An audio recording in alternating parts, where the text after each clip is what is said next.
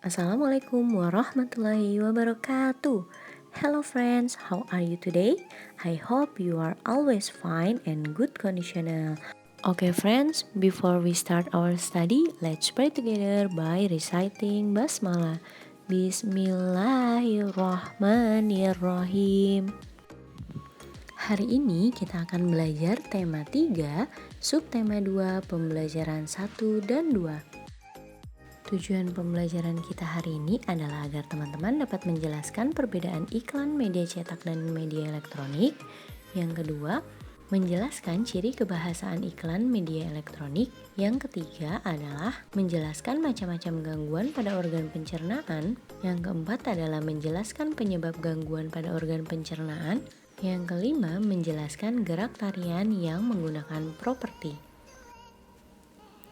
Yang akan kita bahas pertama adalah iklan media elektronik. Iklan adalah pemberitahuan kepada masyarakat mengenai barang atau jasa yang dijual. Berdasarkan medianya, iklan digolongkan menjadi dua. Ada iklan media cetak dan iklan elektronik.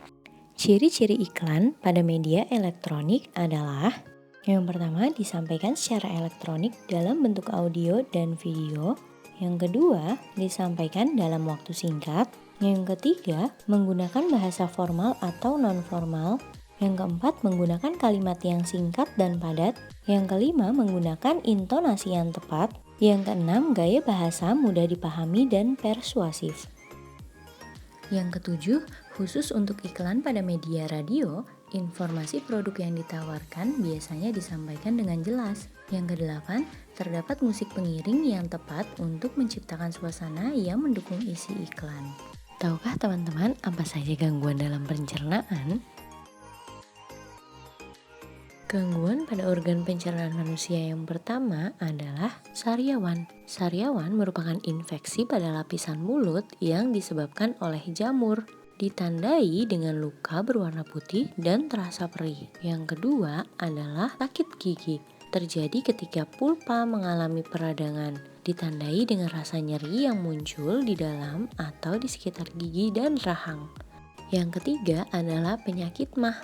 MAH adalah penyakit dengan rasa nyeri yang berasal dari lambung. Biasanya disebabkan oleh luka di lapisan lambung, infeksi bakteri, atau efek samping dari penggunaan obat-obatan. Selanjutnya adalah sembelit. Sembelit adalah kondisi sulit buang air besar. Penyebabnya kurang air minum, kurang makan berserat, dan pola makan yang kurang baik. Cara mengobatinya dengan meningkatkan konsumsi makanan berserat yang banyak air minum dan berolahraga secara teratur. Selanjutnya ada diare, penyakit yang ditandai dengan buang air besar yang encer dan lebih sering dari biasanya. Penyebabnya karena mengkonsumsi makanan atau minuman yang terkontaminasi bakteri, virus, atau parasit. Cara mengobatinya yaitu dengan pemberian oralit dan minum obat sesuai resep dokter. Selanjutnya ada penyakit usus buntu, yaitu pembengkakan atau peradangan pada usus buntu. Diperkirakan disebabkan karena tersumbatnya pangkal usus buntu oleh kotoran atau karena kelenjar getah bening yang membengkak akibat infeksi. Cara mengobatinya yaitu dengan pengangkatan usus buntu. Selanjutnya ada ulkus. Ulkus merupakan peradangan pada dinding lambung hingga luka. Yang terakhir adalah kolik. Kolik adalah gangguan yang menyerang usus dan lambung yang biasa terjadi pada bayi. Pernahkah teman-teman menonton pertunjukan tari daerah? Nah, apa saja ya benda yang digunakan saat menari? Dalam menari banyak perlengkapan yang dibutuhkan. Properti tari adalah alat yang digunakan sebagai media pementasan tari. Fungsi properti digunakan untuk menambahkan keindahan atau estetika dari sebuah tari. Berikut ini adalah beberapa contoh tarian dan propertinya.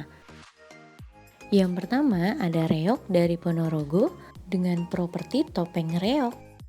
Yang kedua, ada tari jaipong dari Jawa Barat dengan properti selendang.